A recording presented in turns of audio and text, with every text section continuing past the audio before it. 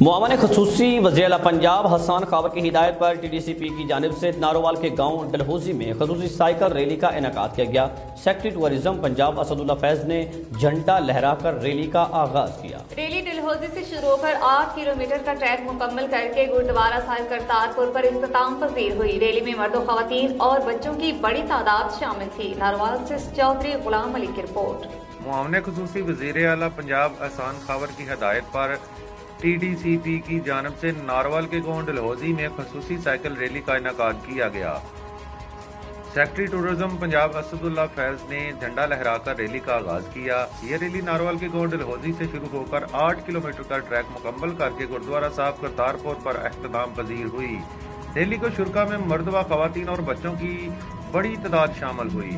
Rally کا باقاعدہ آغاز secretary tourism Asadullah Faiz, deputy commissioner madam Saba Asghar اور incharge Ashiana cycling club Kashif Mahmood نے سائیکل پر سوار ہو کر کیا۔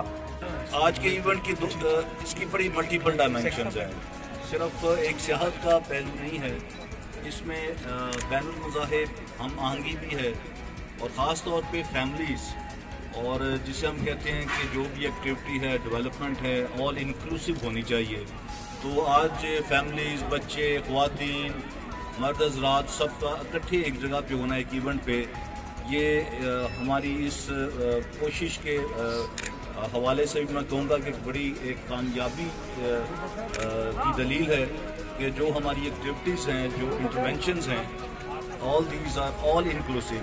تو میں بھرپور آپ کا شکریہ ادا کرنا چاہوں گا، خاص طور پہ اور آپ سب کو میں یہ بتانا چاہوں کہ میری ٹیم جو ہے، اگر آج ان کو میں تھینک یو نہ کہوں تو آئی بی ایم ایس، تو I would like to also thank my team, Umar اور ہمارے اسپورٹس آفیسر ہیں اظہر صاحب، اور ریحان ہے، سول ڈیفینس آفیسر ہیں، اور پولیس کی ساری ٹیم ہے۔ اس وقت there is a strong 100 people force standing on the road to ensure safety.